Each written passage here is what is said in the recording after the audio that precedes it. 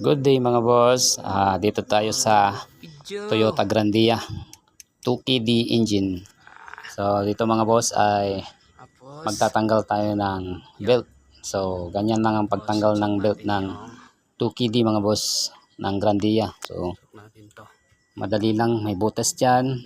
Tapos isuksok mo yung screw. Tapos magiging free na yung belt. So bali ang issue nito mga boss ay maingay pag umaandar. So, titignan natin o hahanapin natin yung maingay. So, babaklasin natin yung mga kailangan baklasin. So, ganyan lang pagtanggal ng belt mga boss. Tapos, pagkatapos baklasin ng belt, tingnan natin yung maingay. Ayan.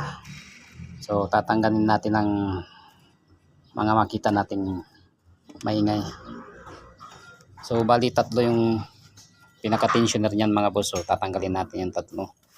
Tapos pagtanggal natin, yan, tanggal na. Tapos yan, yung kanyang bearing ay tatanggalin natin yung bearing kasi magpapalit tayo ng mga bearing. So ganun lang mga boss. Thanks for watching.